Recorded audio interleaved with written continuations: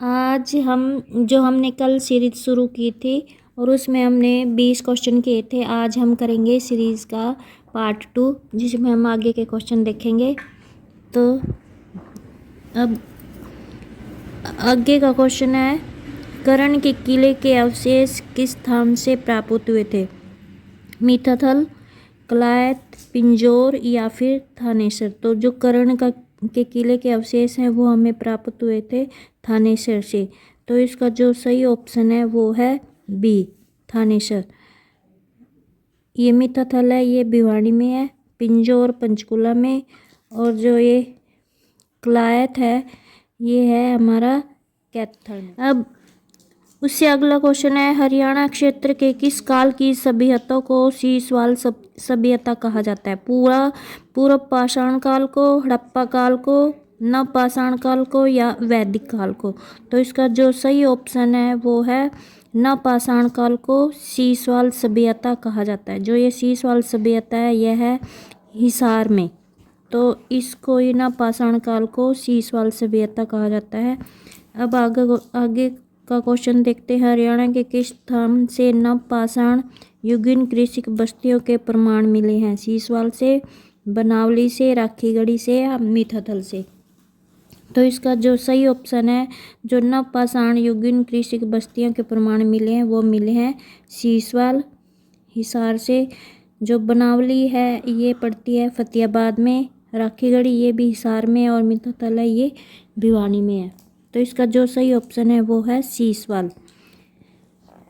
अब अगले क्वेश्चन की ओर बढ़ते हुए, निम्न में से किस स्थान से समुद्रगुप्त के सिक्के प्राप्त हुए? हांसी, धुन, टोपरा या मिथाथल से? तो जो समुद्रगुप्त के सिक्के प्राप्त हुए थे वो हुए थे हमें मिथाथल, भिवानी से। तो इसका जो सही ऑप्शन है वो है डी।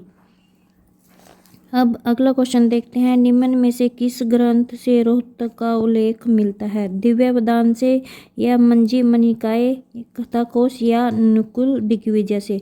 तो जो रोहतक और सिरसा है इनका उल्लेख मिलता है हमें नकुल दिग्विजय से। तो इसका जो सही ऑप्शन है वो है सी, नकुल दिग्विजय से हमें रोहतक का और सिरसा का, इन दोनों का उल्लेख मिलता है।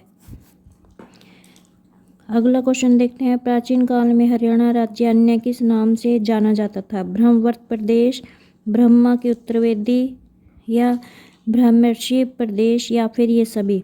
तो जो प्राचीन काल में हरियाणा राज्य के अन्य नाम थे वो थे ये सभी। तो इसका जो सही ऑप्शन है वो है डी। अगला क्वेश्चन है, महाभारत का प्रसिद्ध युद्ध प्रदेश के किस स्थान पर लड़ा गया था? पानीपत, झज्जर, बल्लभगढ़ या फिर कुरुक्षेत्र? तो महाभारत का जो प्रसिद्ध युद्ध हुआ था वो हुआ था कुरुक्षेत्र में।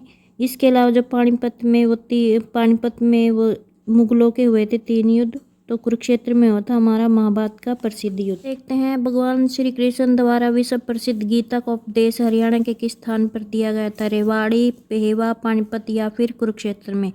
तो जो भगवान श्री कृष्ण द्वारा विश्व प्रसिद्ध गीता का उपदेश दिया गया था वो दिया गया था हरियाणा के कुरुक्षेत्र में।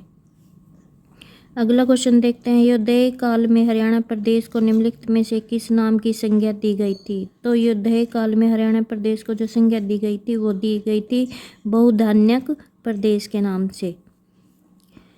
अगला क्वेश्चन देखते हैं, महिर भोज के शासनकाल में कौन सा स्थान उत्तरी भारत का व्यापारिक केंद्र था? पेहवा, हिसार, कन्नौज या प्रकटनाथ? तो जो महिर भोज के शासनकाल में व्यापारिक केंद्र, उत्तरी भारत का व्यापारिक केंद्र था वो था पेहवा।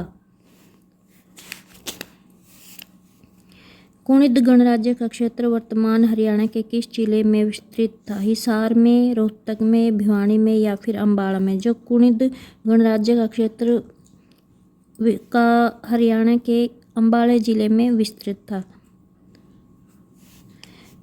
अगला क्वेश्चन देखते हैं, मनु स्मृति में किन 2 नदियों के मध्य स्थित क्षेत्र को ब्रह्मवर्त कहा गया था? यमुना एवं गंगा, यमुना एवं सरस्वती, दृष्टवती एवं परुष्णी या सरस्वती एवं दृष्टदती? तो इसका जो सही ऑप्शन है वो है सरस्वती एवं दृष्टदती। तो इसका सही ऑप्शन आएगा सी। अगले क्वेश्चन की ओर देखते हैं, तोमर शासकों के समय हरियाणा क्षेत्र की राजधानी कहाँ विद्यमान थी? कुरुक्षेत्र, श्रीकंठ या ढिल्लक या सीसवाल? तो तोमर शासकों के समय जो हरियाणा क्षेत्र की राजधानी थी वो थी ढिल्ल। देखते हैं सिंधु सभ्यता का जो प्रमुख स्थल है बनावली हरियाणा के किस जिले में स्थित था? सिरसा में, पानीपत में, फरीदाबाद में या फिर फतेहाबाद में? तो इसका जो सही ऑप्शन है बनावली है वो फतेहाबाद में स्थित है। तो इसका ऑप्शन है सी। 35वां क्वेश्चन है युद्धय गण का काल सामान्यतः माना जाता है? तो इसका ऑप्शन है हड़प्पा कालीन को, गुप्त उत्तरकालीन को या फिर मध्यकालीन या मौर्योत्तर कालीन को? तो इसका जो युद्धय गण का काल था वो सामान्यतः माना जाता है मौर्योत्तर कालीन को। अगले क्वेश्चन है तोमर वंश का जो प्रथम राजा था वो कौन था? तोमर वंश जो हरियाणा राज्य में थे उसका प्रथम राजा कौन था? जाउल, गोपाल या फिर सुक्षणकाल या जयपाल? तो इसका जो तोमर वंश का हरियाणा राज्य में जो प्रथम राजा था वो था जाउल। निम्न में से किस अभिलेख में संगीत के 7 स्वरों का अंकन है? लाडनू से प्राप्त अभिलेख से या फिर अग्रोवा से प्राप्त अभिलेख से, टोपरा के अभिलेख से या फिर पेवा से प्राप्त अभिलेख से? तो इसका जो सही ऑप्शन है वो है अग्रोहा से प्राप्त अभिलेख से। तो इसमें क्या हुआ था, अग्रोहा में एक ईंट मिली थी जिस पर 7 संगीत के 7 स्वर अंकित थे। तो जो ये मिला था अग्रोहा से प्राप्त अभिलेख। अगले क्वेश्चन की ओर देखते हुए तो इसमें है निम्न में से हरियाणा के किस स्थान से प्राक, विकसित व उत्तर सैंधव तीनों काल के अवशेष प्राप्त हुए थे? भगवानपुरा से, राखीगढ़ी, कुनाल या फिर बनावली से? तो जो ये तीनों पाक, विकसित या उत्तर सैंधव ये तीनों काल के जो अवशेष प्राप्त हुए थे वो हुए थे भगवानपुरा। ये भगवानपुरा ये कुरुक्षेत्र में स्थित है। राखीगढ़ी है ये हिसार में स्थित है। कुनाल ये अंबाला और ये बनावली है जो ये फतेहाबाद में। तो इसका जो सही ऑप्शन है वो है भगवानपुरा जो कि कुरुक्षेत्र में स्थित है। राज्य में कुषाणकालीन मूर्तियों का जो प्रमुख केंद्र था वो था रोहतक। तो इसका जो सही ऑप्शन है वो है रोहतक, ए ऑप्शन।